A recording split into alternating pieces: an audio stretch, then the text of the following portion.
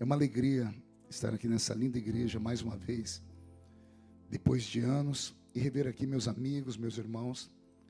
Eu confesso que estou, além de feliz, emocionado. Vi aqui o pastor Wesley, sempre bonito, né? Impecável, parecendo um manequim de vitrine de shopping center. O nosso apóstolo. A pastora Vanessa, que foi arrebatada, estava ali, né? Sempre também com a sua fidalguia, a sua educação. Eles acabam constrangendo a gente de tanto que descuidam bem da gente aqui. E ver a Mary. Vi você cantar aqui, eu me emocionei. Mandei um vídeo para as minhas filhas. A Kathleen escreveu assim: pai, ela tinha um violão rosa. Olha aqui que a minha filha foi lembrar, né? E eu lembro da Mary correndo para tudo quanto é lado.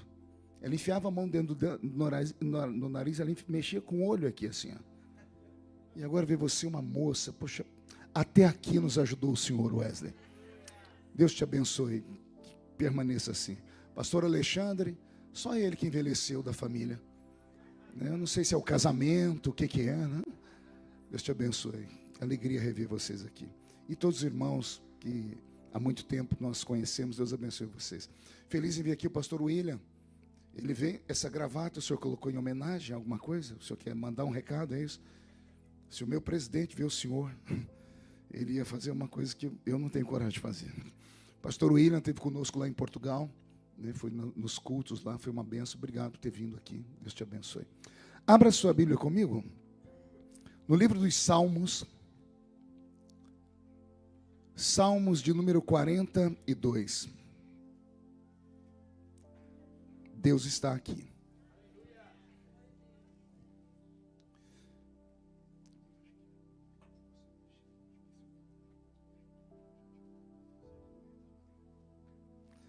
Salmos de número 42. Quem encontrou, diga amém.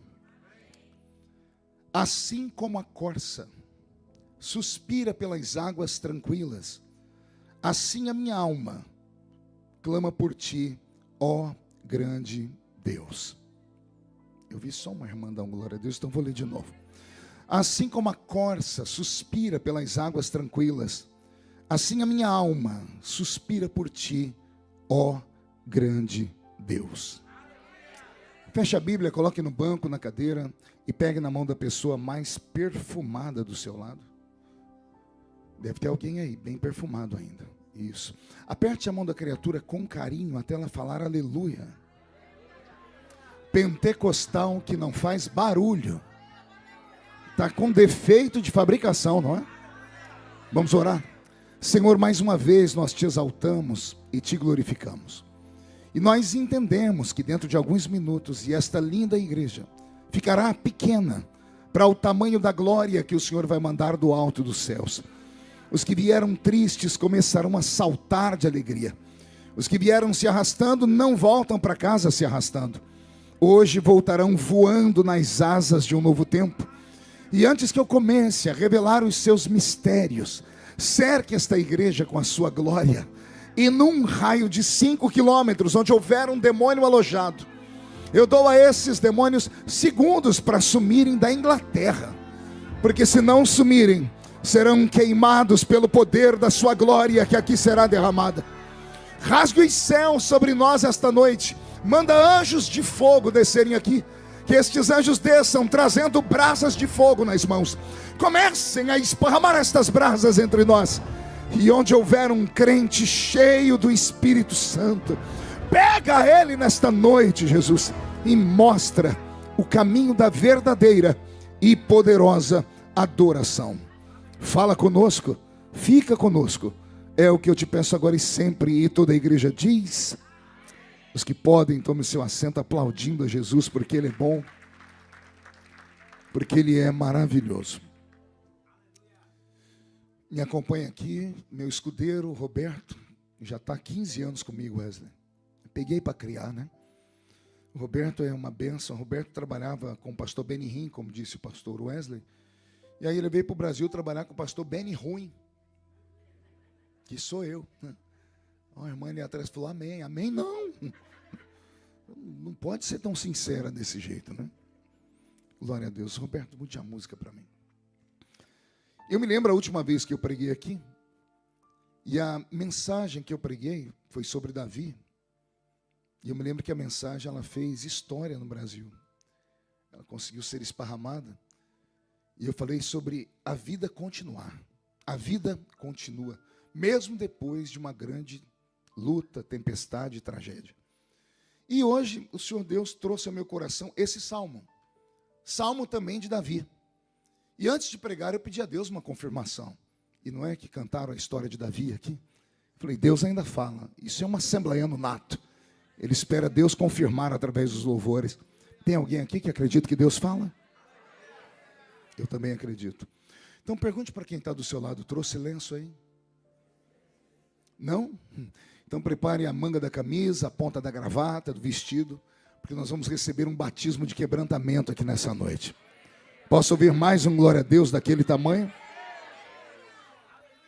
Com a permissão do meu grande amigo, do pastor Wesley, amigo de décadas, eu me lembro lá de Notting Hill, primeiro culto, a gente estava lá, naquele lugar de luta e tribulação, né? E os anos se passaram, e Deus nos fortaleceu até aqui. Um culto como esse não é apenas um culto. Imagine o dia em que a igreja é transformada num quartel-general, e o capitão do exército da igreja resolve trazer um soldado antigo, testado no campo de batalha, que sobreviveu. E aí ele vai dar oportunidade a esse soldado para contar a esses soldados novos como é que faz para sobreviver nesse mundo. É isso que é um culto. Vocês hoje são soldados do exército do pastor Wesley, e eu sou o soldado antigo, que sobrevivi no campo de batalha, cheio de cicatrizes, cheio de dores, mas consegui chegar. E eu estou aqui para te dizer que não importa a luta que sobrevenha, dá para vencê-la. É claro que não sozinho. Você sozinho, ou você unido ao exército americano inteiro, você pode perder qualquer batalha.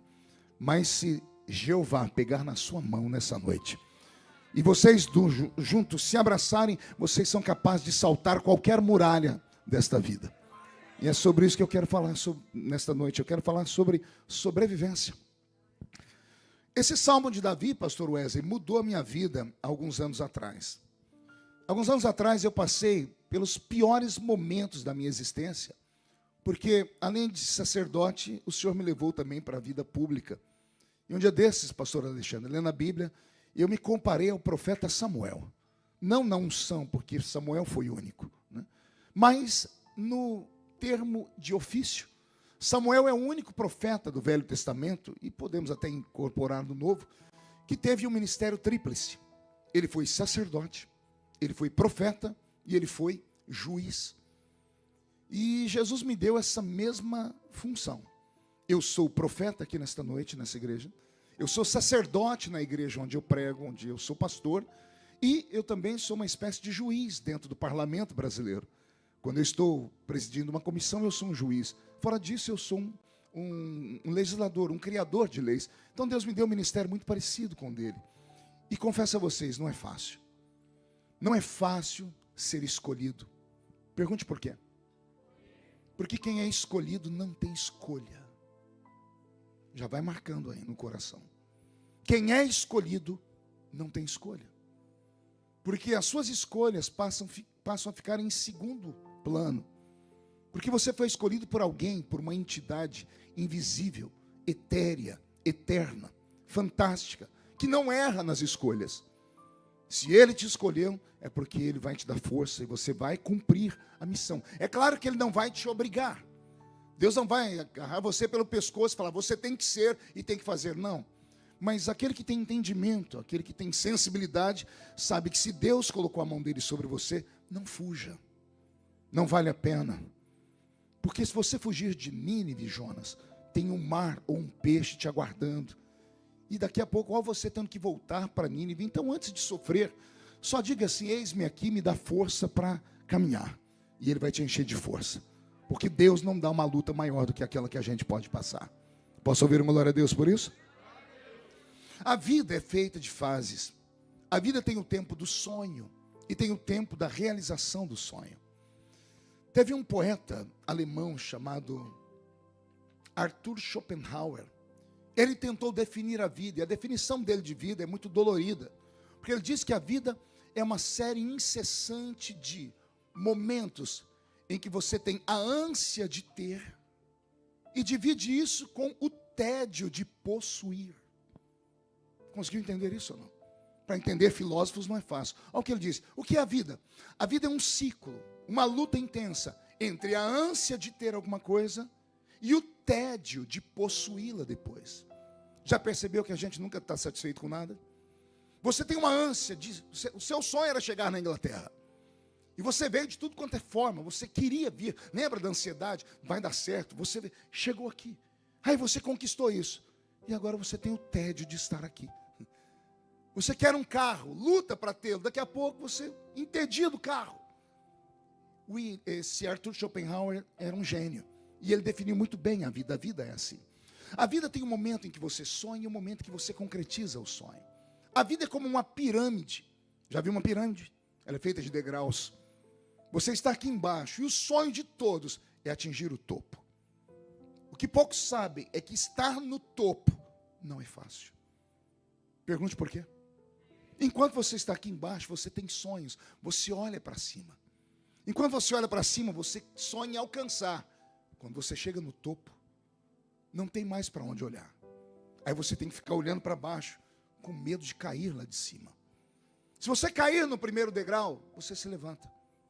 Se cair do segundo em diante, você pode até se levantar, mas você vai derrubando outras pessoas que estão aqui embaixo. Quando você chega no topo e despenca lá de cima, a volta é impossível. Então, quando você atinge os sonhos e chega até eles, o preço disso é muito caro. Não sei se você tem costume de acompanhar artistas. O artista, antes de ser conhecido, o sonho dele é a fama. Depois, ele corre a vida toda atrás da fama. Aí, quando ele atinge a fama, ele corre dela. Ele se esconde dela. Antes de ser conhecido, ele fica feliz quando alguém reconhece, dá autógrafo, tira foto, dá um beijo. Depois que ele chega no topo, ele tem raiva das pessoas porque ele passa a ser sufocado. Por que eu estou dizendo tudo isso? Porque quando você chega no topo, você é obrigado a entender que aquilo que você representa é maior do que aquilo que você é. Consegue entender isso ou não? Se você sonha em chegar em algum lugar, acredite, Deus vai te levar até lá. Mas já comece a se preparar para quando chegar lá. Porque se Deus realizar os desejos do seu coração, você vai chegar num ambiente onde você vai estar sozinho. Onde todas as pessoas vão estar olhando para você. E aí, o que você se torna é maior do que aquilo que você é. Por exemplo, você está olhando para o pastor Marco Feliciano. Você está olhando para o deputado federal Marco Feliciano. E as pessoas esquecem que por trás do pastor e do deputado tem um homem comum.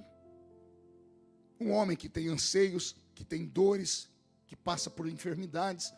Um homem que tem crises. Só que todas as pessoas, quando olham para mim, não veem um homem. Ou espero a atitude do deputado que vai para a briga, ou espero o pastor que está pronto para levantar qualquer um que caia a qualquer momento. Quantos de vocês eu já ajudei mesmo sem estar dentro da sua casa? Quantos ouviram uma mensagem? Quantos choraram e acreditaram e se levantaram? Muitos vieram nesse dia. Eu sei que essa igreja não tem cultos meio de semana. O pastor marcou essa festa só para me receber, tão bondoso que ele é. E você se esforçou, fez das tripas coração para estar aqui. Por quê? Porque você se lembra do pastor. Você se lembra daquele homem de sucesso. Só que as pessoas pouco perguntam, pastor, quanto custa estar aí? Porque o que eu me tornei se tornou maior do que aquilo que eu sou. O deputado e o pastor se tornaram maiores do que o homem. Ninguém quer ver o homem. Ouvir a história do homem é triste, porque o homem tem pesadelos, o homem tem quedas, o homem tem fraquezas. Todo mundo quer ver o forte, o estabelecido. Então, quando você luta pela vida e vai conquistando tudo, quando você chega no topo, eu posso dizer que eu atingi o topo. Pelo menos daquilo que a gente sonha como pastor, como uma pessoa pública. Eu me tornei uma pessoa pública. Em todos os lugares. Cheguei aqui na Inglaterra, nós estávamos lá, passou uma pessoa gritando meu nome. E não foi no aeroporto, foi na... Como é que é o nome daquele negócio? Onde tem um trem. As pessoas me conhecem. Isso é bom, pastor? Sim. É legal? É. Mas eu tenho medo. Porque eu sei que hoje, o que eu me tornei é maior do que aquilo que eu sou. E em nome daquilo que eu me tornei, eu tenho que deixar o meu eu de lado. eu não penso mais em mim. Eu estou na rua, eu penso no que as pessoas vão falar. Eu estou em casa, eu penso no que a minha família pensa. Eu estou no parlamento. Então, você passa a ficar sufocado. E isso tem um custo emocional. Você vai acumulando cargo, você vai acumulando peso, você vai acumulando responsabilidades. E o ser humano é como um recipiente de água. Você vai colocando água e ele vai entrando água e vai ficando cheio, cheio, cheio. E se você não cuidar, uma hora pode transbordar. E como ser humano, eu vou contar para vocês uma história que poucas pessoas gostam de ouvir. Eu quero falar de derrotas. Quero falar que eu, Marco Feliciano, o pastor, o deputado conhecido, conselheiro de presidentes, tive um momento da minha vida que eu não desejo para o meu pior inimigo. Eu tive um momento em dezembro de alguns anos atrás, em que eu me tranquei dentro de um quarto e fiquei mais de 15 dias sem sair de dentro dele. Eu não tinha vontade de tomar banho. Eu não tinha vontade de me arrumar. Eu sou vaidoso. Eu não consegui pegar na minha escova de cabelo, pastor Wesley, por 15 dias. Eu não queria comer. Eu ficava trancado dentro do quarto. Me deu uma vontade de sair dessa vida. Ir para onde, pastor? Ir para o além. Pastor, mas o senhor é pastor? Pois é, eu sou um ser humano. Eu aguento muito, mas não aguento tudo. E chega uma hora que não dá. Quem se lembra de 2013, as lutas que eu passei lá no Brasil, eu apanhei na rua, eu apanhei no avião, eu apanhei em shopping center, picharam a minha casa. Eu tive que tirar uma filha do Brasil por causa das lutas. Eu me tornei o inimigo público número 1. Eu andava pelas ruas da cidade, as pessoas me jogavam pedra, literalmente. Da minha casa até Brasília são 700 quilômetros, eu não podia ir de avião. Porque eu chegava no aeroporto, as pessoas me xingavam, cuspiam em mim. Eu ia de carro. Eu passei meses sem ter uma igreja para pregar, porque as igrejas cancelaram todas as agendas. E ao cancelarem as agendas, tiraram o pão da minha mesa. Eu perdi meu programa de televisão. A minha esposa contraiu uma doença psicossomática. Ela teve síndrome do pânico. Ela dormiu 2 anos sentada. Porque quando ela deitava, a glote fechava. E ela tinha ânsia da morte. Eu corri com ela para o hospital 2 vezes, achando que ela ia morrer. E eu, o esteio da família, o para-raio, o estepe, todo mundo olhando para mim, ele tem força. Fui aguentando. Até que um dia, às vésperas do Natal, eu caí. Não caí em pecado, eu caí aqui dentro. Por um momento eu deixei de acreditar em tudo. Em tudo que eu preguei a vida inteira. E agora vem a pior parte, pergunte qual. Quem eu vou procurar? Eu estou no topo. Quando você está no topo, você é uma espécie de super-homem. Ninguém acredita que uma criptonita pode de verdade te derrubar. E eu não tinha quem procurar. Eu não podia naquele momento procurar um psicólogo. Minha esposa ainda estava estudando psicologia. Eu não podia procurar porque eu não confiava em ninguém. Tudo comigo virava matéria, tudo comigo podia ir para o jornal, tudo comigo virava história. Então eu fui morrendo sozinho dentro de casa. E eu conheci a maldita depressão profunda. E eu descobri que a depressão, ela não é um demônio, mas é uma ferramenta que o demônio usa. O que é a depressão? Excesso de passado, somado a uma ansiedade de um futuro que você não enxerga. Então, quando você pega, a vida é um carro, imagine um carro. Você tem 2 lugares para onde a pessoa, o motorista sempre olha, para frente, para o para-brisa ou para o retrovisor. O que é a depressão profunda? É quando você olha para frente e não enxerga a estrada. Aí você fica olhando para o retrovisor. O passado é como o retrovisor, tem que ser menor do que a essência do futuro, do que o para-brisa. Só que quando você só olha para o retrovisor, ele se torna gigante, maior do que o para-brisa. E aí, você vai acumulando dores. Você olha para trás e diz assim, não valeu a pena. Você olha para frente e não enxerga o futuro. Aí você diz, também não vale a pena viver. E aí você se tranca e se entrega a uma angústia interior. A depressão é uma doença da alma. Aí você vai no psicólogo, ele não pode receitar remédio, só o psiquiatra. Quando o nível é muito grande, o psicólogo encaminha para o psiquiatra. Aí o psiquiatra vai te dar Rivotril, Lexotan, ansiolíticos e outros mais. E tudo isso ajuda, é química. Só ajuda enquanto seu corpo está cheio da química. Porque quando passa o efeito do Rivotril, quando passa o efeito do Lexotan, você cai de novo dentro de um buraco. Ou seja, não existe cura pela medicina. Existe um alívio momentâneo. E só nós que somos crentes encontramos a saída. Porque tem um versículo da Bíblia que você fala para a medicina, dá um nó na cabeça dele. Há uma divisão de uma parte do nosso corpo que a medicina não encontra. A divisão da alma e do espírito. O que é alma? Palco das emoções. O que é espírito? Inteligência, psique. O médico não consegue achar a divisão. Onde está a razão e onde está a emoção. E quando você está com um trauma, quando você está numa depressão profunda, a sua razão, ela dá lugar à emoção. A emoção se mistura com ela e você não consegue separar mais o que é pensamento, o que é sentimento. Aí a Bíblia fala assim, só existe uma cura, porque a palavra de Deus é mais viva e eficaz do que uma espada aguda de 2 fios, porque ela vai na divisão da alma e na divisão do espírito. Se você conhece alguém que está com depressão profunda, aqui está a saída. Primeiro, apresente a pessoa a um profissional de ajuda mental. É preciso ter um profissional para acompanhar a pessoa. Hoje eu falava com o pastor Wesley sobre isso. Ah, pastor, mas eu vou lá no psicólogo, ele só fala, quer dizer, só eu falo. Não, não é isso. Psicólogo não é alguém com quem você vai só desabafar. Por isso que para ter sucesso, sessão de terapia tem que ser no mínimo 10 sessões. Porque você vai falar, e o psicólogo vai sempre notar que alguma palavrinha você é reticente nela. E ele vai marcando. Quando ele percebe que durante 10 sessões você falou mais disso, disso e disso, ele sabe exatamente onde tentar destravar a sua alma. Porque quando você repete muito uma coisa, ali está a sua dor. É por isso que é preciso ter um psicólogo. E depois do psicólogo, peça para a família não te abandonar. A família precisa te sustentar nesse momento, porque sem a família você não tem opção de vida. Se você não vive para o seu filho, se você não vive para o seu esposo, para a sua esposa, se você não olha para viver pela sua mãe, pelo seu pai, não há razão de existir nesse mundo. E depois da família, aí vem a igreja. A igreja tem uma peça fundamental. Igreja é família. Por isso nós temos briga, uma atrás da outra. Porque família briga. Só que mesmo família brigando, a gente não abandona. Família está cheio de idiota, mas é o nosso idiota. Filho briga com o pai e com a mãe. Pai briga com o filho, filho briga com o pai, é aquela loucura. Mas pai não aceita ninguém falar do filho. Ninguém de fora pode tocar no filho. Quem é pai e mãe aqui? Você aceita alguém falar do seu filho? Você sabe que o seu filho tem problema, mas você não aceita ninguém, porque seu filho é um idiota, mas é o seu idiota. A igreja é assim, aqui não tem gente perfeita, se tivesse não estava na igreja.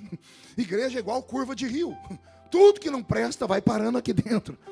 É sério, Jesus explicou. Quem precisa de médico é quem está doente. É o doente que precisa de médico. Isso aqui é um hospital. Aí tem aqueles filhinhos criados com vó, né? Filhinho criado com vó tem medo de tudo, não toca em nada. Esses não ficam na igreja. Mas quem vem para cá sabe que você corre o risco de sentar perto de um leproso, sentar perto de um cancerídeo, sentar perto de alguém que tem uma doença, e algumas doenças são contagiosas. Mas é aqui que é o lugar da cura. Você entra por aquela porta sujo e corre o risco de sair por aquela porta lavado.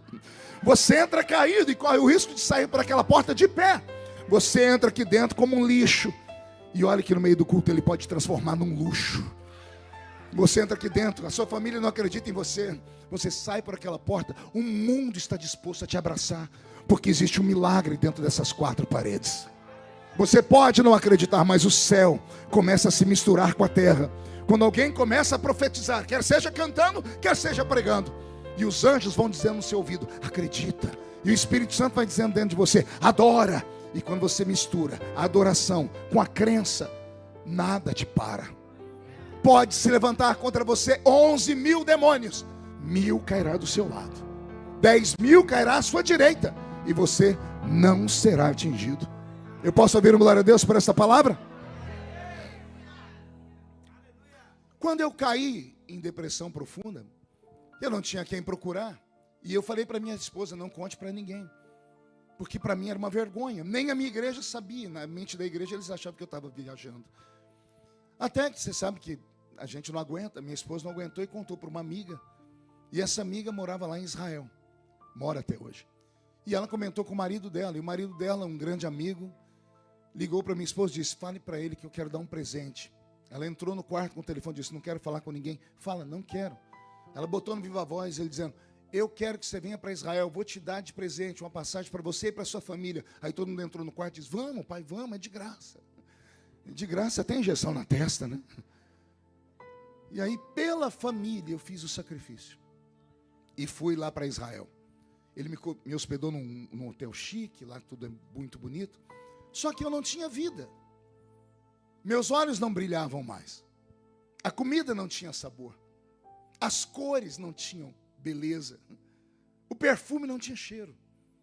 Isso é o resultado de quem está com depressão. Tudo perde o sentido.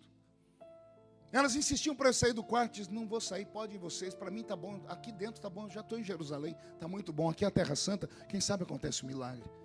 No segundo dia que eu estou lá, bateram a porta do quarto, 2 da tarde, a família tinha saído. Eu não queria abrir, mas a pessoa insistiu de um tanto. Eu tinha colocado aquele papel lá fora, não incomode. Eu falei, essa camareira é chata. Insistiu tanto que eu fui abrir a porta. Quando eu abri a porta, não era camareira, era um rabino messiânico. Um rabino que falava português. E ele era muito fofinho. Ele tinha uma barba, mas desse tamanho assim, branca, e ele ficava fazendo assim. Eu tive vontade de agarrar a barba dele umas 3 vezes. Ele era gordinho, um óculos assim, fundinho de garrafa. Ele usando aquela roupa toda preta, com aquele negocinho amarrado aqui do lado. Ele parecia o Papai Noel. É sério. Eu abri a porta e disse, pois não, disse, o senhor é Marco Feliciano? Disse, sim. Ele disse, eu fui contratado para vir aqui dar para o senhor uma brahá. Eu disse, brá o quê? Ele disse, uma brahá.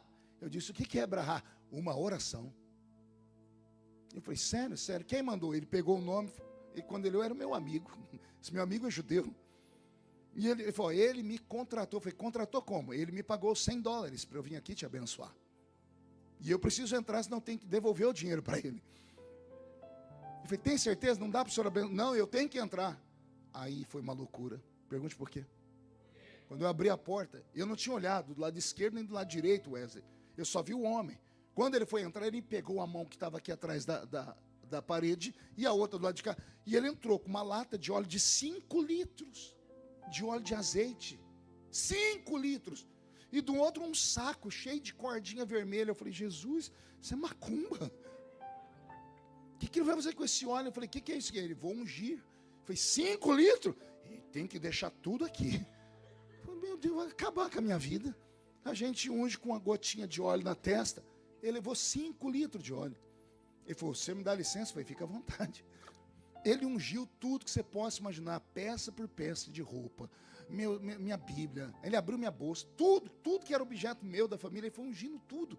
Ele ungiu a parede, ele gastou quase os 5 litros de óleo. Ele ungiu minha mão, minha perna, passou o óleo na testa, na nuca. Eu falei, meu Deus do céu, eu estou recebendo um passe aqui. Eu sou pastor, meu Deus. Depois, não basta o que eu estou passando. Aí ele pegou aquelas cordinhas vermelhas, amarrou uma aqui, outra aqui, amarrou no meu dedo. Eu falei, o que é isso? São alianças que eu estou fazendo e oração em judaico, na língua judaica. Quando ele terminou, ele disse, e aí, como é que você se sente? Eu falei, tô do mesmo jeito. Ele abaixou a cabeça, coçou. Bom, eu vou ter que fazer outras coisas. Eu falei, ai meu Deus, o que esse homem vai fazer? E eu querendo que ele ia embora. Ele fez mais umas coisas que eu não vou falar para vocês, senão vocês vão ficar escandalizados, vão até deixar de ser crente desse jeito. Ele fez umas coisas do judaísmo para mim. E terminou, ele disse, e agora, como você está se sentindo? Eu disse, do mesmo jeito. Ele coçou a cabeça, olhou, então eu vou ter que apelar. Eu disse, vai apelar como? O senhor precisa sair daqui do quarto comigo. Foi ir para onde? O senhor tem que entrar no meu carro, vou te levar para uma viagem, eu te devolvo. Mas o senhor tem que ir comigo. Eu digo, não vou sair daqui. Ele disse, eu tenho 2 filhos para criar e eu preciso dos $100 que me deram. Senão eu vou ter que devolver os $100. E eu preciso pagar a comida dos meus filhos hoje. Por pena dele, eu saí com ele. Entrei dentro do carro, um carro velho. E ele deu uma volta por Jerusalém. E ele me levou no alto de uma montanha, numa vista privilegiada que eu nunca tinha visto. Já tinha ido em Israel muitas vezes. E nós sentamos no meio de um lugar meio deserto, numa altura que dava para ver Jerusalém inteira. E eu vi a cidade velha de Davi, eu vi o Muro das Lamentações, eu vi o Domo da Rocha, eu vi o Monte das Oliveiras. E aí ele sentou do meu lado e eu sentei de cá. Eu falei, e agora? Ele disse, agora fica aí meditando, que eu vou ficar meditando daqui. Eu falei, meu Deus, só aparece louco na minha vida. E ele começou a fazer assim na barba. Ele olhava para mim, ria, disse, tá tudo bem? Eu disse, não tenho o que fazer, tá? Nós ficamos 40 minutos sentados, sem ele falar nada. Daqui a pouco ele abriu a boca, Wesley, e falou assim: o senhor está com calor? Eu disse: estou, o sol está estalando mamona, está me queimando todo. Ele disse: na hora do calor, o que o senhor tem vontade de fazer? Eu disse: beber água. Ele disse: o senhor pode me citar um texto da Bíblia sobre isso? O senhor é pastor? Eu disse: posso. E ele falou: qual? E eu citei o Salmo 42. Assim como a corça suspira pelas águas tranquilas, assim a minha alma suspira por ti, ó grande Deus. Aí ele olhou para mim, sorriu, mexeu na barba e disse: o que Davi está falando? Eu disse: ele está dizendo que está com sede, está no deserto. A corça procurou água. Ele disse: eu estou igual uma corça procurando água para beber. E ele olhou para mim sorrindo e disse: se eu lhe provar que Davi não está com sede de água, mas que ele precisa de água para outra coisa, o que o senhor faz? Eu disse: eu vou achar interessante. Ele falou: então deixa eu lhe contar a história. E aí ele contou uma história que mudou a minha vida. Ele me falou de Davi. Só que ele falou de um Davi que eu não conhecia na Bíblia. Ele falou do Davi da história dos hebreus. De um Davi que sofria dentro de casa. De um Davi que tinha problema com a família. De um Davi desprezado pelo pai. Porque no dia em que Samuel foi ungir um dos filhos de Jessé como rei de Israel, o único que não estava em casa era Davi. E era o mais novo. E ele não estava em casa por quê? Porque ele era todo diferente. Diferente na altura, diferente no cabelo, diferente na cor dos olhos. Era um rapaz de gentil aspecto. Havia uma série de coisas que faziam Davi se sentir um peixe fora d'água dentro de casa. E ele me disse: o sonho de Davi era ser aceito pelo pai. Problema de paternidade. Ele disse: para Davi ser aceito pelo pai, ele colocou uma coisa no coração dele: preciso surpreender o meu pai. E de que forma que o menino judeu surpreendia um pai? Caçando. Levando para o pai uma iguaria, uma caça exótica. Mas como é que ele pode surpreender o pai que é fazendeiro? Jessé, o belemita, era fazendeiro. E ele tinha todos os animais. Ele tinha vaca, tinha boi, tinha cabrito, tinha ovelha. Ele tinha todos os animais. Como é que você surpreende o seu pai se ele tem todas as carnes? Aí ele me disse: Davi foi em busca de uma carne exótica. Ele saiu em busca de uma corça. Ou um cervo. Que é um quadrúpede. É um animal forte, a carne é tenra, é boa, só que é muito difícil de ser pega. Porque a corça tem uma agilidade, uma força nas suas pernas que ninguém consegue correr atrás dela, porque ela é muito violenta. Mas Davi quer surpreender o pai. E ele disse: Davi foi para o alto das montanhas procurar uma corça. E como Davi era um exímio caçador, caminhando pelo meio da montanha, ele viu pegadas, rastros. E ele conhecia o ambiente pelo chão. E ele via onde a corça tinha pisado, onde o cervo tinha escorado. E ele foi seguindo, até que ao longe ele avista a corça. E quando ele avista a corça, ao invés de avançar para cima dela, ele deita no meio do chão e procura ir se aproximando dela sem que ela perceba que ele ali está. Ele precisa esperar o vento passar, para que o vento não leve o cheiro dele. Ele precisa não fazer barulho, ele tem que se aproximar o mais rápido possível e se aproximar a uma distância que a flecha dele atinja a corça. Porque se a corça perceber, ela dará um pinote e correrá numa distância que ele não vai alcançá-la. O rabino disse que enquanto Davi está fazendo isso, aparece um concorrente dele no meio da montanha, um leão. Não era um leão selvagem da selva, era um leão da montanha. O leão da montanha tem uma resistência incrível. Ele tem força, ele é mais forte do que a corça, ele é mais forte do que o cervo.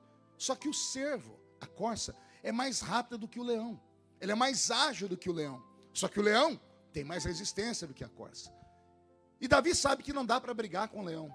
Mas ele sabe também que se o leão conseguir pegar aquela corça, ele não vai conseguir levar ela para casa, porque a corça pesa mais de 200 quilos. E o leão vai matar a corça, vai comer um pedaço dela, vai levar um pedaço para sua família e vai sobrar um resto. Então Davi tira o foco da corça e começa a olhar o leão. Ele diz: eu fico com o resto do leão. E o leão, quando percebe a corça, também não pode correr, porque se ele correr, a corça vai perceber, e ela é mais ágil do que ele. Então o leão vai indo pelas beiradas, pelas brumas, até que em certo momento é impossível não ser notado. E a corça, quando percebe o leão, ela sai correndo. E quando ela sai correndo, o leão corre atrás da corça e Davi corre atrás do leão. E Davi sabe que chega um momento que ele não vai mais ver nem leão nem corça, mas as pegadas no chão vão levar ele até ela. E o leão também sabe que não dá para concorrer com a corça na velocidade, porém, ele tem mais resistência do que a corça. E a corça, por ser um animal que conhece o predador, sabe que ela está perdida. Pergunte por quê? Porque o leão tem um dom, ele tem um olfato, que quando ele sente o cheiro da corça, a corça pode ir para onde ela for. Ela pode sumir de vista. O leão vai procurar ela como se tivesse ficado um rastro invisível. E por que ela transpira? Medo. A corça libera o cheiro do medo. Você sabia que alguns animais conseguem isso? Alguns animais sentem o cheiro do medo. Alguém aqui já teve a experiência de estar passando numa rua, aí você olha, tem aquela porcaria daquele chihuahua. Ele é do tamanho da sua mão, parece um rato. Aí você olha para ele, daqui a pouco ele começa a latir. Ele quer, você fala, meu Deus, olha o tamanho da criatura. E o pior, a gente sai de perto, porque aquele bichinho quando morde machuca. Por que é que esse chihuahua late pensando que é um pitbull? Porque ele sentiu o cheiro do medo. Cavalo sente o cheiro do medo. Sabia disso? Alguém aqui já foi da roça? É sério? Eu estou aqui em Londres e tem gente que morou na roça. Você já sentou no cavalo? Eu lembro que uma vez meu avô me colocou em cima de um cavalo. Aquilo não era um cavalo. Aquilo era um pangaré. Alguém lembra do desenho do Pica-Pau? Lembra do pé de pano? Era igualzinho aquilo. Só tinha barriga, o infeliz. Ele andava até encurvado de tanta barriga. Meu avô me colocou em cima daquela porcaria.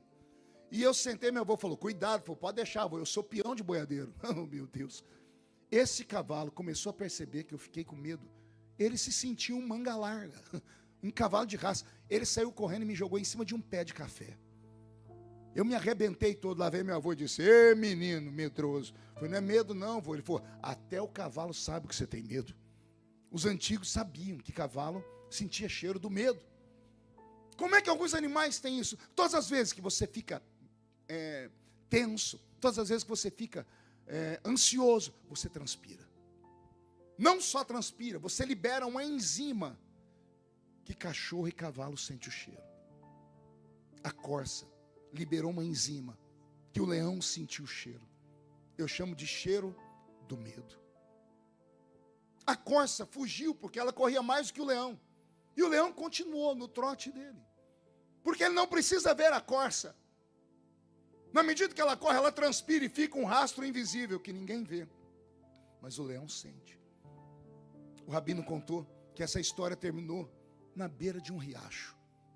Porque quando o leão correu atrás da corça, ele se deparou com um ribeiro de águas. E ficou parado. E quando Davi se aproximou de longe, ele viu o leão fazendo assim. Buscando o cheiro da corça. E ele não sentia mais nada. A corça sumiu. E o cheiro do medo também. E Davi ficou observando para ver o que o leão ia fazer. O leão agora tem que usar o instinto. Escolher esquerda ou direita. Porque ele não sente mais o cheiro da corça. E o leão saiu. O rabino diz que a tradição deles fala que Davi se aproximou do ribeiro, porque ele estava cansado de correr atrás do leão. E quando ele começou a beber água, ele viu uma moita à direita de capim. E ele viu a moita se balançar. Quando ele observou, quem é que levanta de trás da moita? A corça. Ela se levanta, mas ela está brilhando. Porque ela estava toda molhada. Ela se levanta e se sacode, joga água para todos os lados. Davi, ao invés de matar a corça, eternizou ela num salmo. Ele entendeu o que a corça fez. A corça não fugiu do leão. A corça procurou um lugar para se esconder. E ela não se escondeu atrás da moita só. Porque se ela tivesse corrido e ficado atrás da moita, o cheiro do medo levaria o leão até a moita. A corça saiu buscando águas. Não é porque ela queria beber água. Quando ela viu o ribeiro, ela entrou dentro do ribeiro. Ela mergulhou nas águas. Ela se afundou nas águas. Quando a água passou por cima dela, a corrente levou embora. A correnteza das águas levou embora o suor. Aleluia. A correnteza, Wesley, levou embora as enzimas. A correnteza levou embora o medo. O cheiro do medo. E aí Davi entendeu que tem vezes na vida que não dá para correr. Só tem um jeito de enfrentar o inimigo. É mergulhar nas águas. Aleluia. Eu sinto Jesus aqui.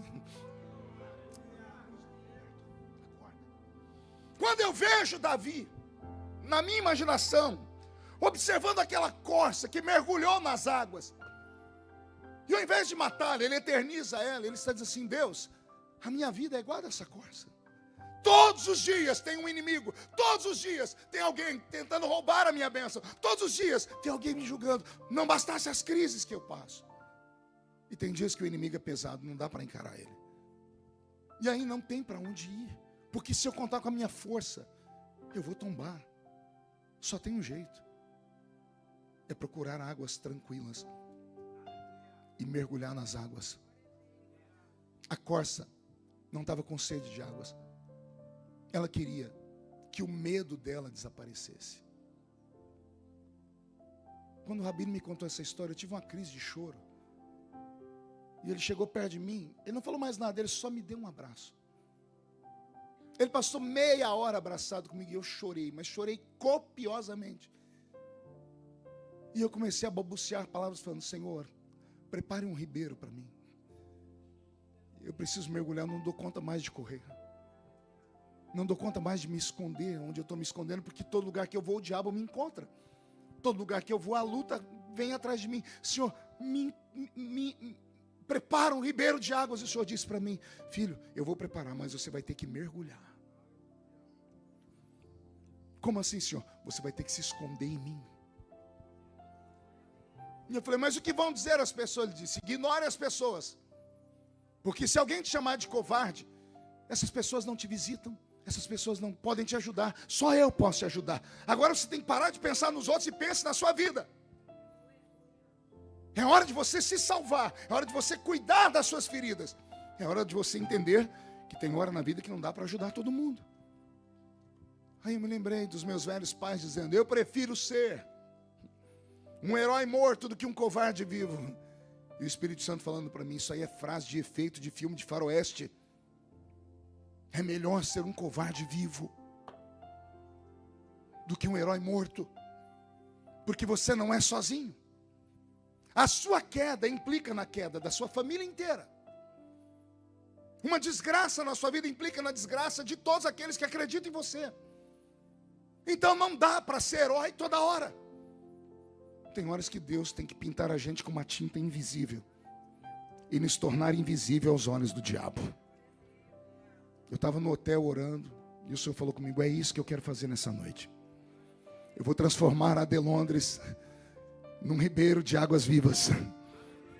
E todos que entraram cansados ali dentro, que não aguentam mais fugir dos leões, vão mergulhar na minha presença.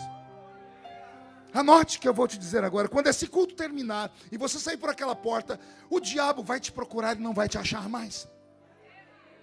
Eu não estou falando frases de efeito, eu estou falando que Deus falou no meu coração. Deus vai te transformar num ser invisível por um tempo. Os demônios vão te procurar, não vão te achar. A depressão vai te procurar, não vai te achar. As pessoas vão te achar um tanto estranho, vão até perguntar para você: o que aconteceu naquele culto de ontem? Você estava caído, estava triste, seu semblante estava caído, e agora você está aí todo animado. Você viu um passarinho verde naquele culto? E você vai dizer: não, foi uma pombinha de fogo. Foi o Espírito Santo que colocou as asas sobre a minha vida e me arrastou para o ribeiro de águas. E o Senhor me fez mergulhar. Consegue levantar a mão direita para o céu comigo e chacoalhar ela? Consegue agarrar o ombro de alguém que está do seu lado assim? Pede licença, agarra. Chacoalha a pessoa um pouquinho, diga assim: Deus te trouxe aqui para isso. Ó. Não, sacode ela, diga: para isso. Deus te trouxe aqui para sacudir a sua visão. Para você parar de orar, olhar apenas um palmo na frente do seu nariz. Que história é essa que você quer voltar para o Brasil agora? Que história é essa que você quer abandonar tudo e todos? Ah, pastor, nada deu certo. O Senhor não disse que é hora ainda. Mas e a luta? A luta existe para um propósito. Deus está te testando. Deus está te provando. E Ele só prova quem Ele quer aprovar. Ele está te levando por esse caminho. É o Senhor que está te conduzindo. Afinal de contas, você entregou seu caminho ao Senhor. Se entregou, confia nele e o demais Ele fará. Pastor, mas Deus não fala mais comigo. Às vezes Ele faz isso. Deus é brincalhão. Ele fecha os lábios, mas nunca fecha os ouvidos. Ele fecha os lábios, mas nunca fecha os olhos. Você pode pensar que Ele te abandonou. Ele não te abandonou. Ele está mais presente hoje do que antes. E por que Ele não fala? Porque você está sendo testado. Ele quer ver até onde vai a sua fé.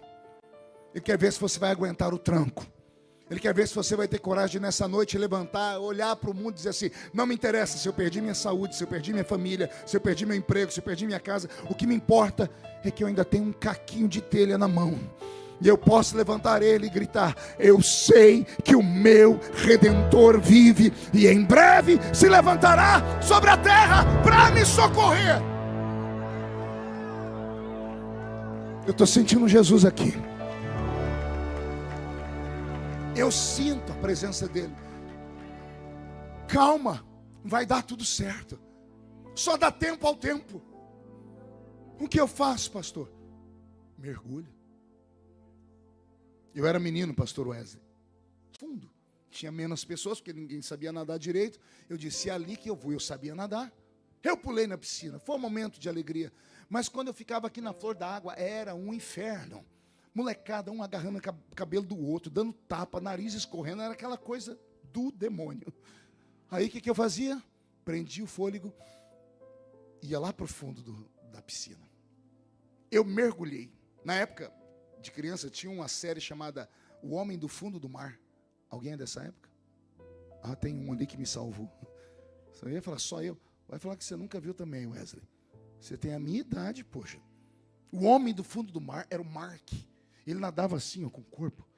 Eu assisti, o nome dele era Mark, o meu era Marco. Então eu encarnei o Mark dentro daquela piscina. Eu fui lá para o fundo e mergulhei. E quando eu fui mais para o fundo, prendendo fôlego, teve uma hora que eu parei e fiquei parado no fundo das águas. Prendi o fôlego. Eu acho que foi o momento mais interessante da minha vida. Alguém já fez isso? Alguém já mergulhou no fundo de uma piscina? Não, todo mundo é assembleiano. Assembleiano não vai para a piscina, não vai para a praia. Ah, raça, vai, abre o coração para mim. Você já foi numa piscina? Já mergulhou? Alguém já ficou paradinho lá no fundo das águas? Alguém já teve aquela ideia linda de você sentar como um monge no fundo da piscina? Lembra a sensação? Tenta lembrar aí. Resgata a sensação. Paz. Tranquilidade. É o fundo das águas. Você não escuta barulho. Você não vê nada. Ah, se eu pudesse ficar respirando debaixo da água. Momento de alegria. Mas daqui a pouco o pulmão começava a arder. Ia faltando fôlego, aí a gente começava numa violência, nadando, até chegar aqui na flor d'água. Quando chegava na flor da água e respirava, o inferno aqui na água. Molecada batendo no outro, dando soco, aquela coisa do demônio. E o desespero era tão grande que eu peguei o fôlego, vou para o fundo da água de novo. Eu fiz isso umas 3 vezes. Na terceira vez, olha o que é cabeça de moleque. Eu fui lá para o fundo, quando eu fui descendo, eu lembrei de um filme que eu tinha acabado de assistir, chamado Platoon. Quem lembra do Platoon? Ninguém. Tudo crente. Não tinha televisão na sua casa. Platoon é o filme mais épico de Hollywood, que retrata a guerra do Vietnã. Os americanos lutando contra os vietnamitas. Foi a guerra que os Estados Unidos perdeu. Platoon fala de alguns soldados que se tornaram heróis. E um deles fugiu pela selva e ele pulou dentro de uma lagoa. E ao pular dentro da lagoa, chegaram os Vietcongs, mais de 10 soldados. E os 10 soldados ficaram na beira da lagoa, fumando. E esse soldado americano conseguiu ficar lá dentro da água, com a metralhadora dele. Ele prendeu o fôlego por mais de 5 minutos. Uma pessoa ficar sem respirar por 5 minutos, era um soldado muito treinado. Nesses 5 minutos ele ficou olhando debaixo da água, os homens fumando, conversando, até que ele percebeu que eles estavam sem prestar atenção. O que o soldado fez na sequência foi a primeira cena em slow motion da história de Hollywood. O soldado levantou de dentro da água com a metralhadora. Quando ele levantou assim, câmera lenta, ele acionou a metralhadora e começou. Ele matou todos os inimigos sozinho, porque ele conseguiu respirar dentro da água. Eu dentro da água lembrei da cena. Cabeça de criança tem que ser estudada pela NASA. Eu lá debaixo da água, quando começou a arder o pulmão, eu encarnei o soldado. Eu peguei a minha mão, fiz assim, metralhadora. Falei, vou sair igual aquele soldado. Vou fuzilar esses meninos com esses narizes correndo, esses piolhos na cabeça. Vou mostrar quem eu sou. Moleque. Quando eu fui saindo das águas, saiu o meu cabelo, saiu a minha testa. Quando eu fui fazendo igual a cena do filme, saiu os meus olhos, saiu o meu nariz. Quando saiu a minha boca, na minha frente flutuou um cocô.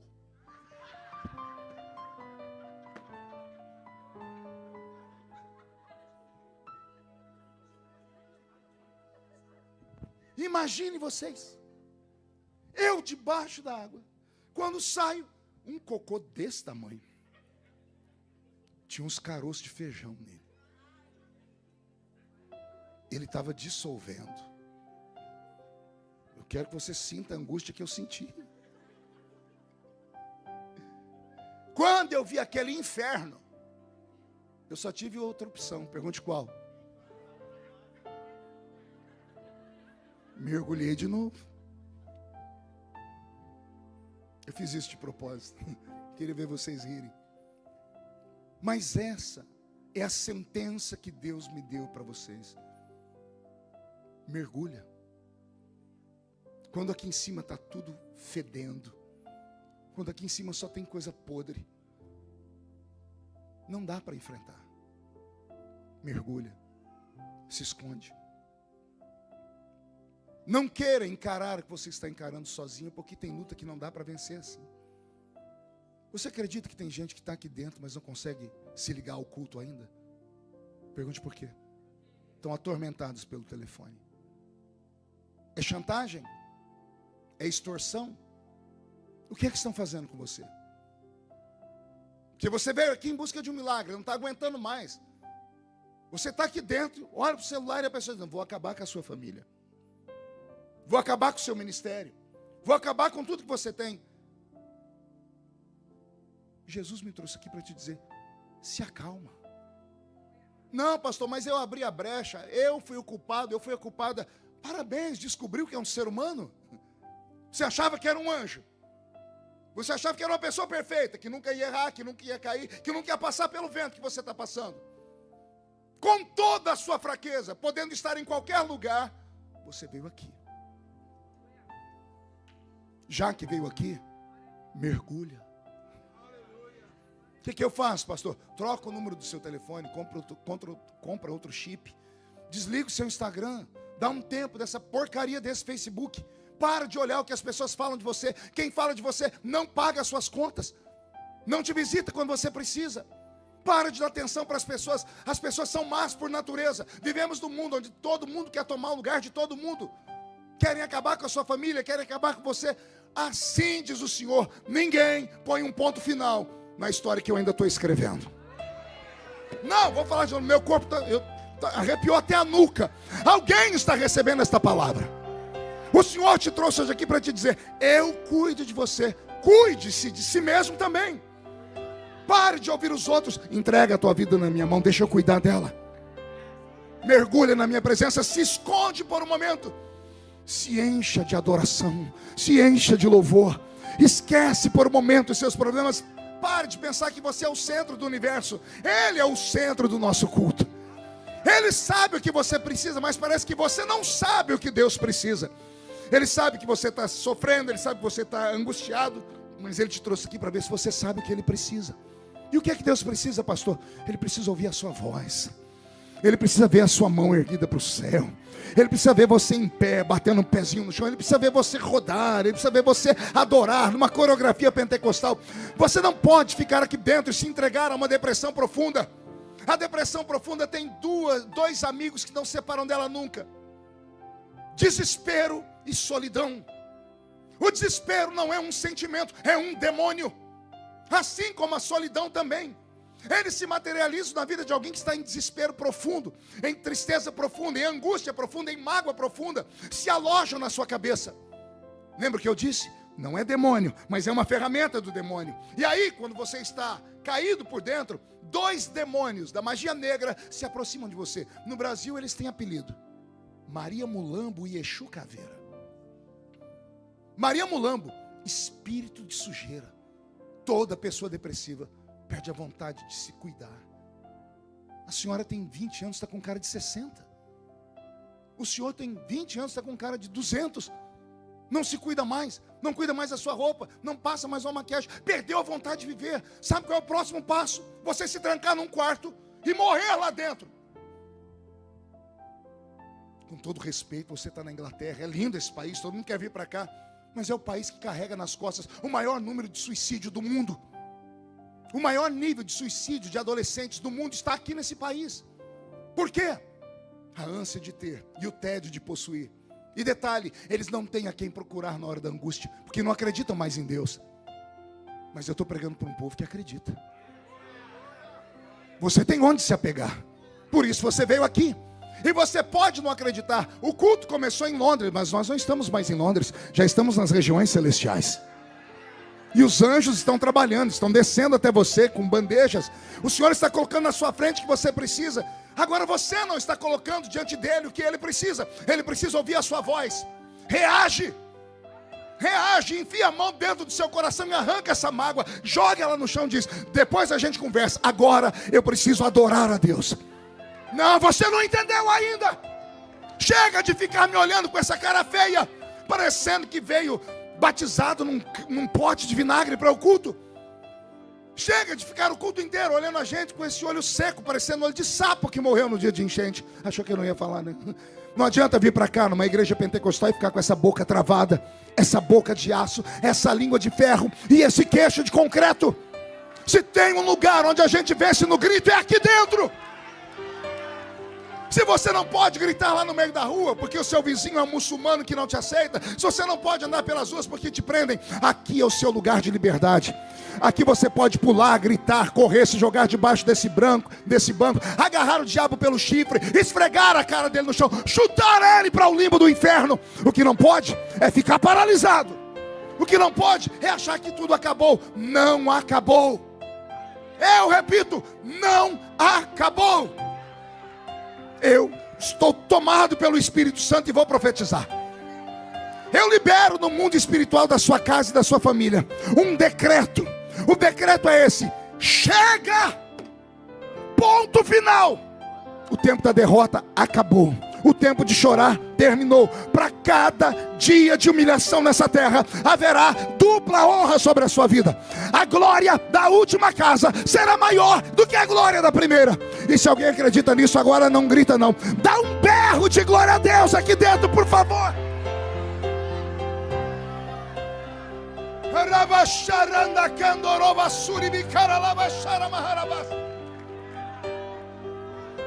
Não se entrega. Demônios fizeram aposta. Eles acreditam que antes desse ano terminar, acaba o seu casamento. Antes desse ano terminar, acaba a sua família. Antes desse ano terminar, acaba o seu sonho. Antes desse ano terminar, eles acreditam que vai acabar a sua vida. Pois nós vamos lutar contra isso. Todos os decretos que o diabo escreveu a seu respeito, listas inteiras, nessa noite o Senhor faz isso. Todos os projetos, derrota da família, derrota financeira, tudo, hoje o Senhor pega, joga no chão e pisa em cima. O diabo vai ter que trabalhar tudo de novo. Ele não vai entender nada quando acabar esse culto, porque eu já orei para 5 quilômetros aqui, demônio não pode nos ouvir. Quando eles tentarem se aproximar de você, quando o culto terminar, vão tomar um choque. Quando tentarem ficar as unhas na sua cabeça para te atormentar, o capacete da salvação vai quebrar as unhas deles. Nenhuma arma forjada contra você vai prosperar. Zé Pilintra, Zé Pilantra, Exu Caveira, Tranca Rua, Preto Velho acabam de cair por terra. Você vai sair daqui voando nas asas do Espírito, porque o Senhor manda te dizer: eu ainda estou escrevendo a sua história. E se alguém acredita nisso, reage mais uma vez, por favor.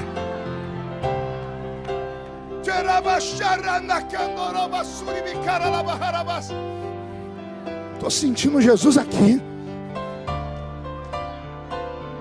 Acredite, eu não estou contando uma historinha. Se o diabo fez isso comigo, Eu imagino o que ele está fazendo com você. Se o diabo fez isso na minha vida, eu imagino o que ele está fazendo com você. Não fique em silêncio. Procura ajuda. Por favor, não guarda para você. Eu contei para o pastor Wesley agora há pouco que eu enterrei o meu copastor, um menino de 33 anos, lindo, halterofilista. A mulher dele, linda, uma modelo, uma menina lá de Santa Catarina. Eu ungi ele a pastor. Era meu filho na fé. Ele pregou uma mensagem no domingo à noite, que o céu, pastor William, desceu. Eu estava em viagem, uma irmã me ligou: pastor, seu filho foi usado demais hoje. Meu filho na fé, eu fiquei todo orgulhoso. Falei, vou assistir depois pelo YouTube. E Deus usou ele muito no domingo. 2 dias depois, eu estou em Brasília, meu telefone toca, a mesma irmã, para dizer: pastor, o seu filho que pregou domingo subiu no alto de uma ponte de 100 metros e se jogou lá de cima. 100 metros de altura. Se matou. Eu não desejo para nenhum pastor essa experiência. Você chegar no velório, olhar no caixão, está lá o seu filho na fé. O pastor, 2 dias antes, o céu desceu quando ele pregou. E aí está todo mundo esperando uma resposta. Todo mundo quer saber, porque o pastor se matou. Eu olhava para ele, olha que loucura. Eu brigava com ele aqui dentro. Eu falava: se você não tivesse morrido, eu te matava. De raiva, decepção. Aqui dentro eu conversava com ele, eu falava: por que você não me procurou? O que te afligia para você perder a vontade de viver?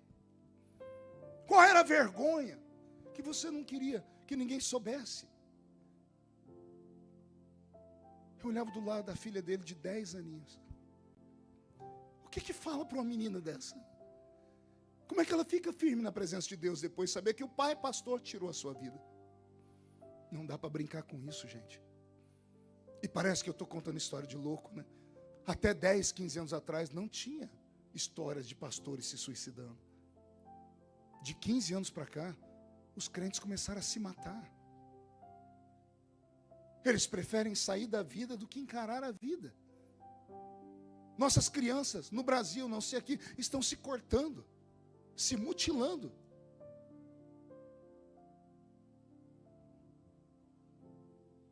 Desespero. Às vezes a gente luta, pastor Alexandre, para ter um culto de fogo, de glória. Eu sou pentecostal, eu amo pular, gritar. Só que o grito e o pulo não te ajudam na hora da violência. Já aconteceu com você? Você pular e chorar no culto, nossa, que glória. Antes de chegar dentro do carro, o inferno já se levantou. No dia seguinte é como se você não tivesse ido no culto. Porque nós trabalhamos só a alma, a emoção. Aí quando a gente fica velho, como eu fiquei, de barba branca, você já não se preocupa mais com o grito de crente. Você se preocupa com a realidade. E a realidade é dura. Você pode não acreditar, tem gente aqui até agora que não deu um glória a Deus. E não é porque ela não quer. Não é porque ele não quer. Só Deus sabe o que eles deixaram ali fora. Só Deus sabe como vai ser a sua noite hoje. Só Deus sabe que você tem que enfrentar amanhã. Então, o Senhor não te trouxe aqui para falar para a sua alma. Porque a alma é coração. Enganoso é o coração do homem. O Senhor te trouxe aqui para treinar o seu espírito.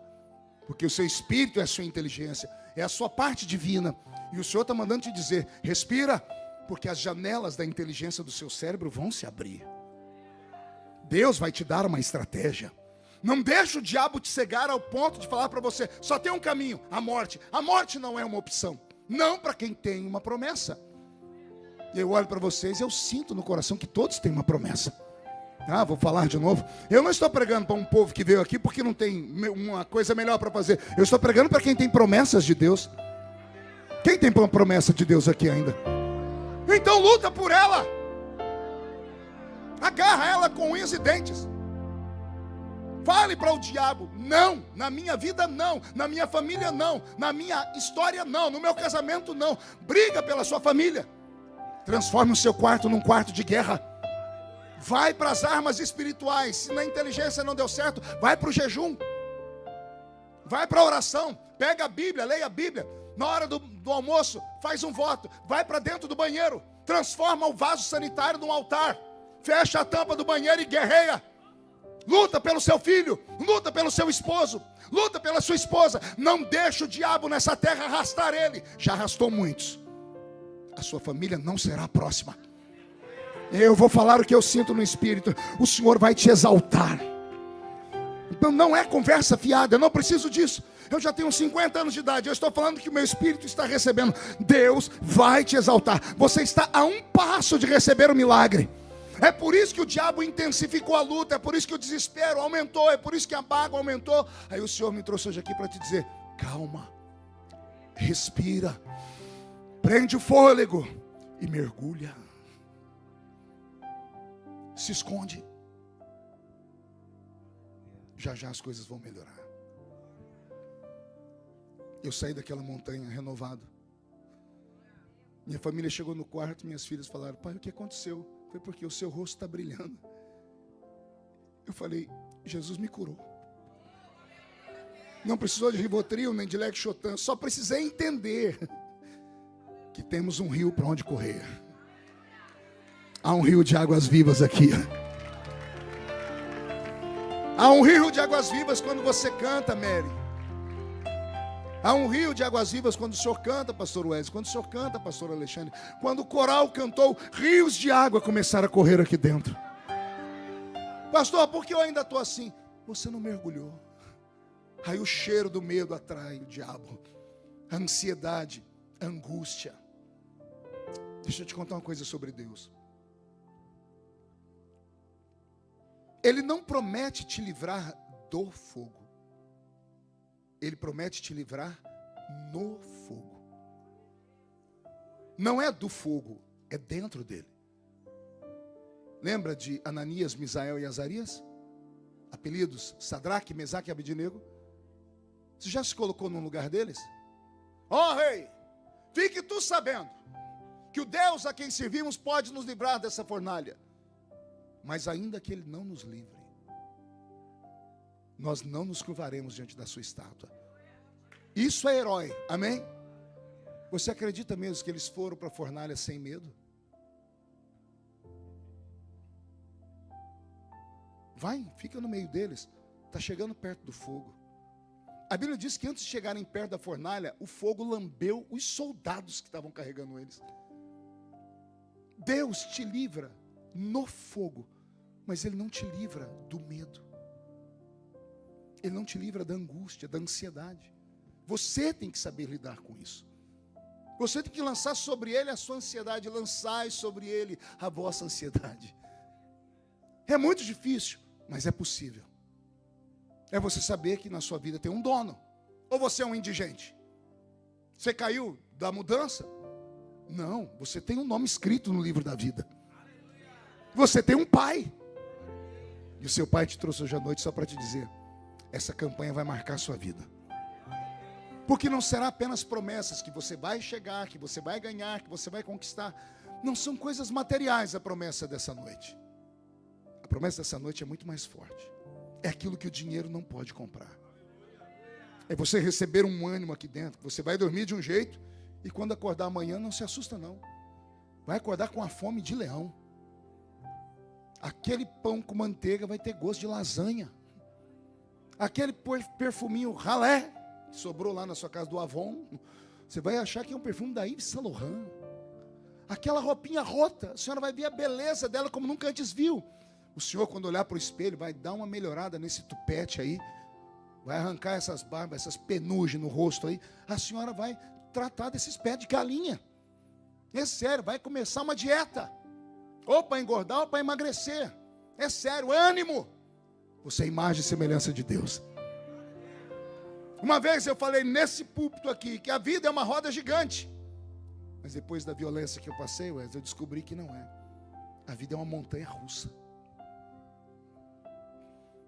Porque a roda gigante, ela só gira. Você está embaixo, está em cima. A montanha russa, você não sabe como você está. Às vezes você está em pé de cabeça para baixo. Às vezes você está de cabeça para cima, mas está tudo invertido. O medo, a angústia. Mas por que você entra na montanha-russa. Você sabe que é uma viagem segura. Daqui a pouco vai parar e você vai descer e só vai ter lembranças. Venci isso aqui.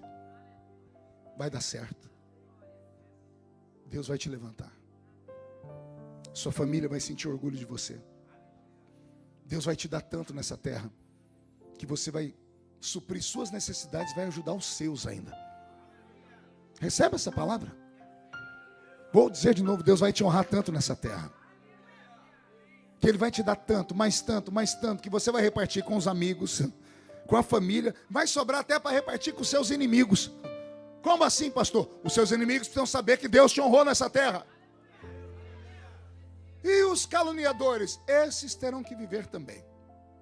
Porque eu liberei uma palavra no mundo espiritual para eles ficarem vivos, até verem Deus te levantar.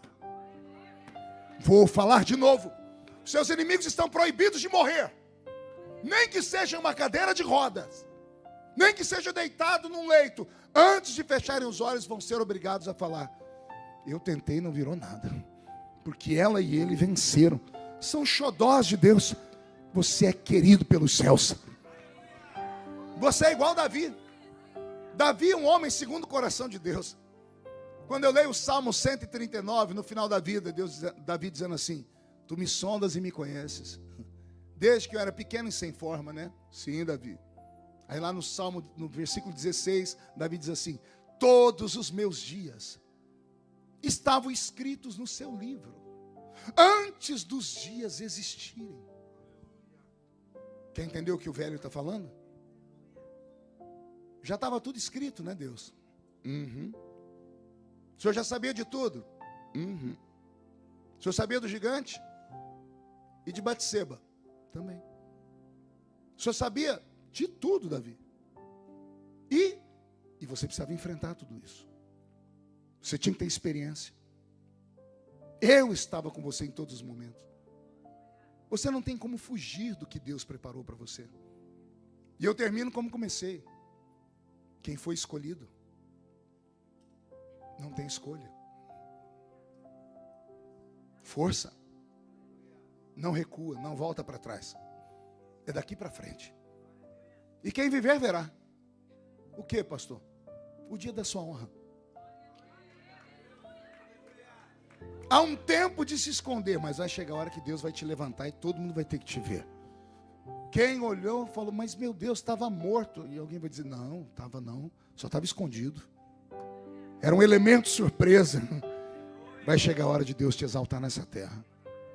Eu sinto no meu espírito que Deus está escrevendo um novo capítulo depois dessa noite. Eu não tive acesso ao que Deus está escrevendo, mas eu imagino como está escrito no último capítulo, porque Ele já preparou tudo. No último capítulo está escrito assim: ele e ela e Deus viveram felizes para sempre. Força. Anima. E eu termino te contando uma história. Mais uma. Lá perto da minha terra tem um hospital chamado Hospital do Câncer, em Barretos. Quem já ouviu falar? É o hospital de oncologia mais procurado das Américas. E eu sempre mando emendas parlamentares para ajudar. E eu fui lá um dia conhecer o hospital. E aí me levaram para conhecer aquele lugar. Eu confesso a vocês, ali é um lugar que a gente deveria levar os nossos filhos, para os filhos ver o que é a vida. Imagina você num hospital onde está todo mundo condenado à morte. As pessoas estão lutando por mais um dia de vida, enquanto a gente despreza a vida. A gente luta por carro, reclama de roupa, de comida, e eles estão lutando para ter um dia mais de vida. Eu passei mal.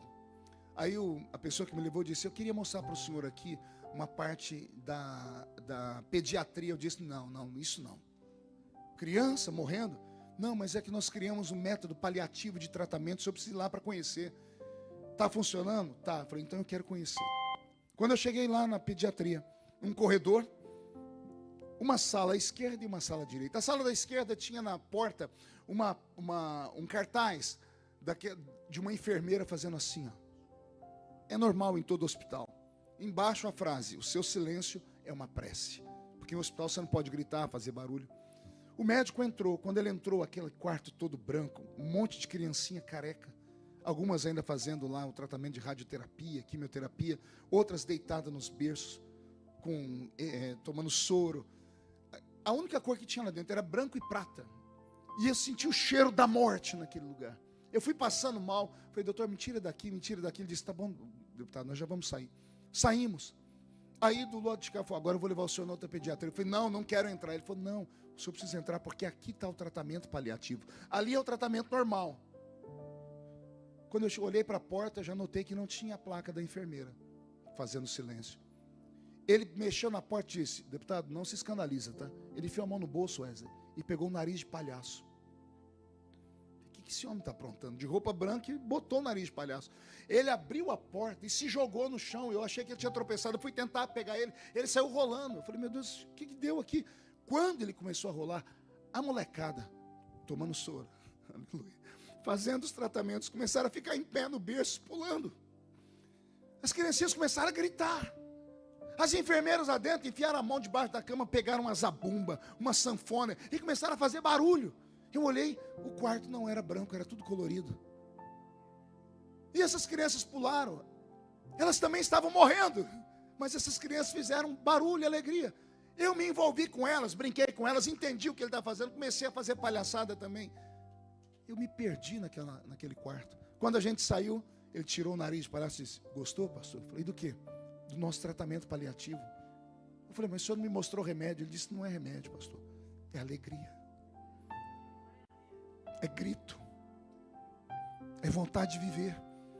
Nós entendemos que essas crianças estão se recuperando mais que aquelas, porque aquelas têm um tratamento frio, do estetoscópio no peito delas, das cores brancas e prateadas, o silêncio. Aí nas outras, o grito, a zabumba, o pandeiro, o cântico, as minhas palhaçadas.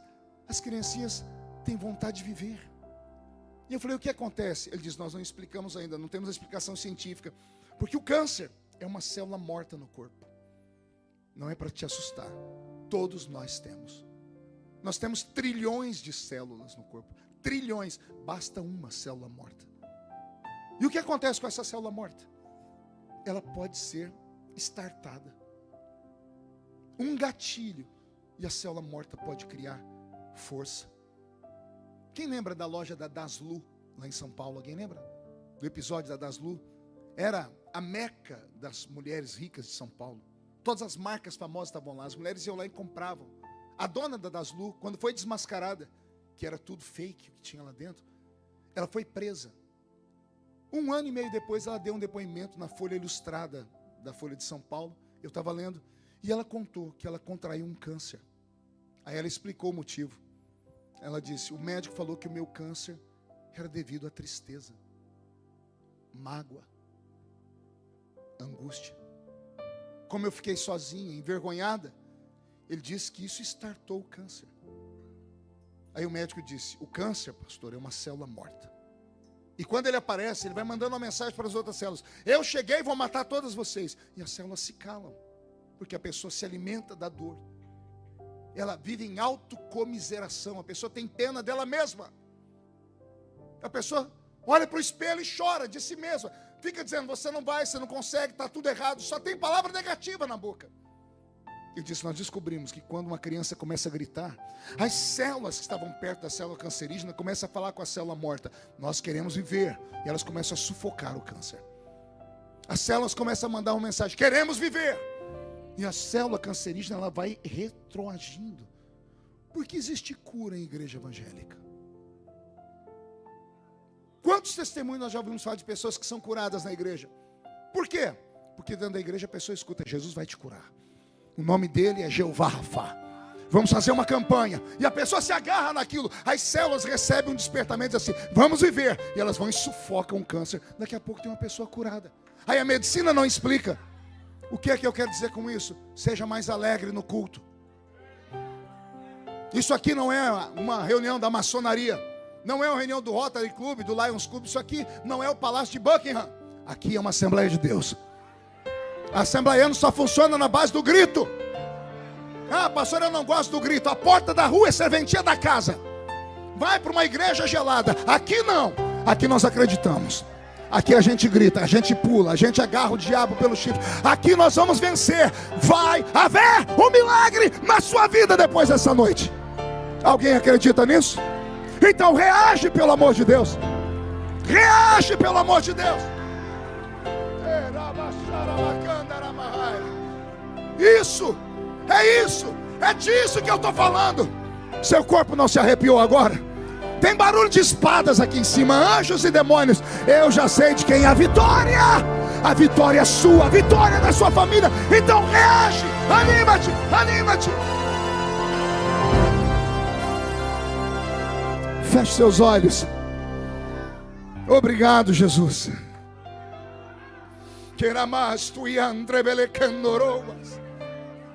Obrigado, Jesus.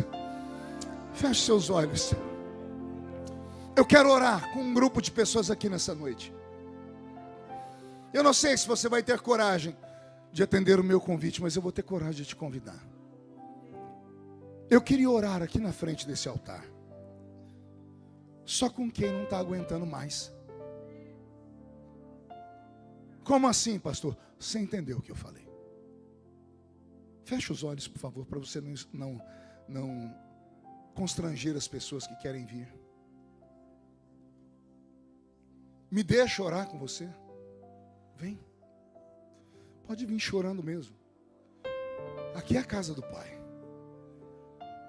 Aqui nós encontramos a resposta. Aqui nós encontramos a força. Chega bem perto de mim. Chega perto do altar. Não tenha medo do altar. O altar não toma, o altar devolve. Vem. Força. Acredita. Eu já fui 100 vezes. Venha, 100ª. Quem sabe hoje é o dia. Vem. Pastor, mas isso é uma loucura. Eu aceitei a loucura daquele rabino. Ele me lambuzou de óleo inteiro. Ele amarrou fita no meu braço, cordão no meu dedo.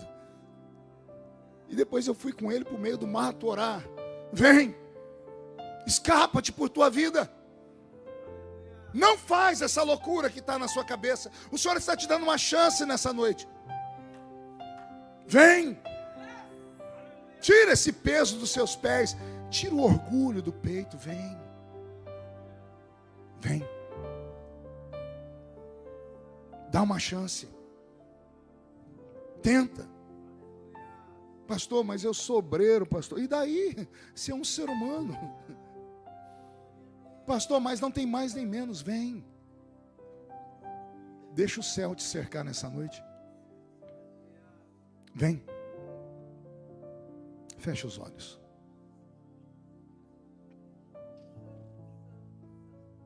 Senhor,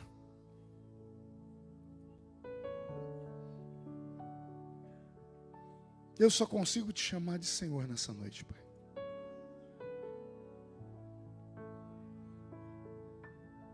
Viver não é fácil, Senhor.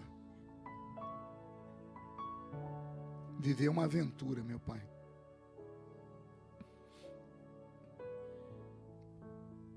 Tem noites na vida da gente, Pai, que é tão escura que a gente não vê o dia amanhecer. Lidar com as crises, lidar com as pessoas que nós amamos, porque os únicos que nos magoam são aqueles que nós amamos. Não é fácil.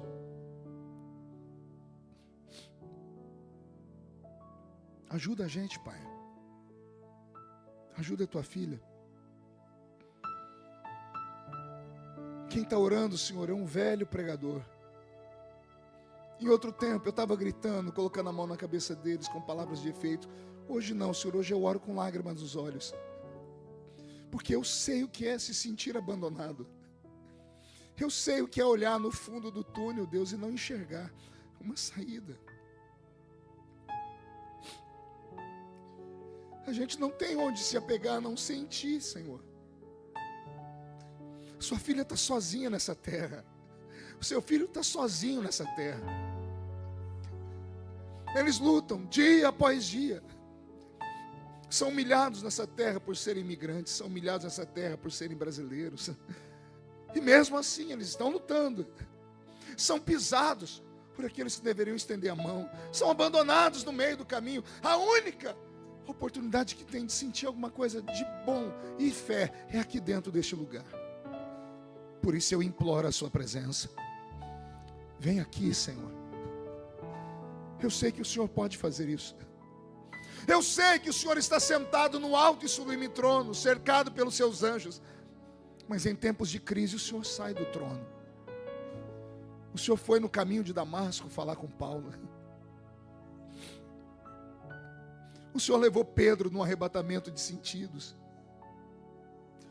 O Senhor visitou os seus servos na prisão.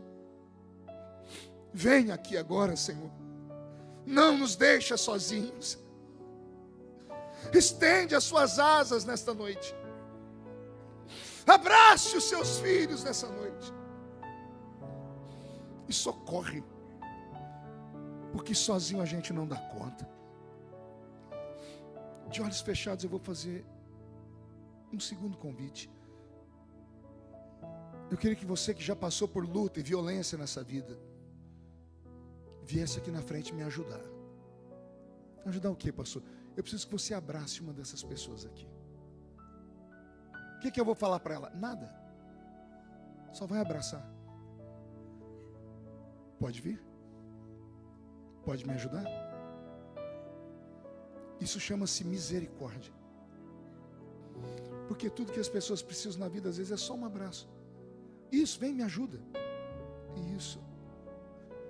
Deixa a pessoa se sentir amada, protegida, uma vez na vida. Isso. Isso.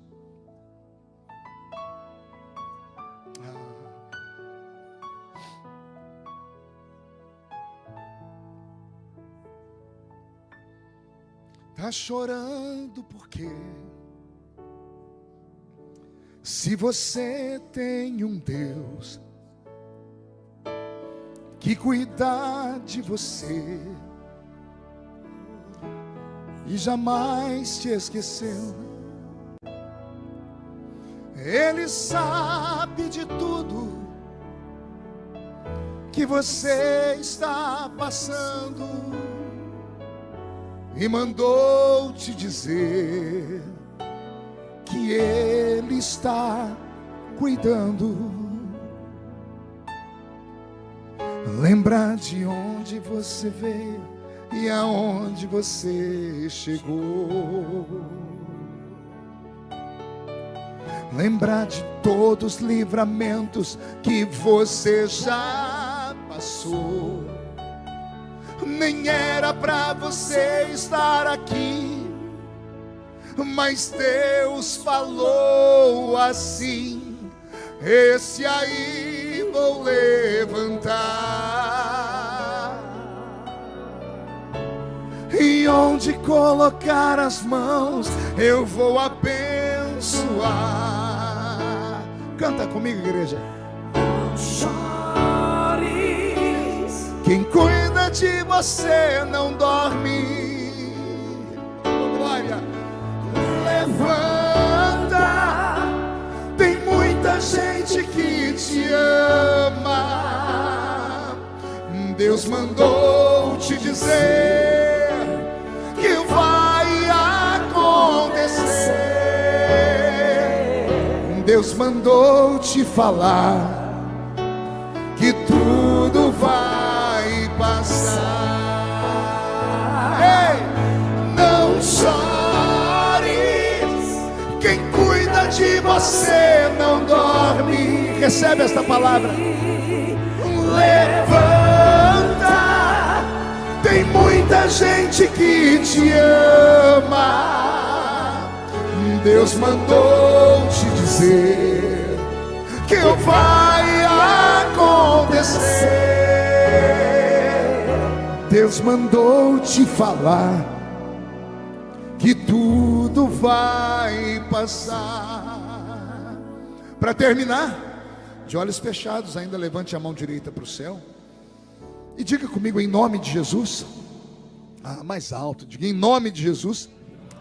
Todos os demônios que me atormentaram, que atormentaram a minha alma, que roubaram a minha fé, a minha alegria, que destruíram as minhas emoções, que que me colocaram medo, eu ordeno, venham para a palma da minha mão, em nome de Jesus. Feche a sua mão com autoridade. Vou contar até 3. Você vai jogar no chão e vai pisar em cima. É um ato profético. Lucas 10:19, eu vos dei poder para pisar sobre serpentes e escorpiões, sobre toda a força do diabo, e nada fará mal a vocês. Depois que você pisar, precisa abraçar umas 2 pessoas. Mateus 16, quando 2 de vocês concordam na terra, é ligado no céu. 1, você nunca mais será o mesmo. 1,5, sua família sentirá orgulho de você de novo. 2, quem viver verá, para ver o que Deus fará depois dessa noite. 2,5, antes do ano terminar, você vai ser surpreendido por uma bênção e um milagre de Deus. 2,75, Londres será chamada de terra da vida e não terra da morte, porque um avivamento se aproxima. 3, jogue no chão, pise em cima, abrace umas 2 pessoas. Temer porque se eu estou guardado por quem nunca perdeu batalha. Isso, saia profetizando. seu nome é Jeová Jireh, irás prover de nós.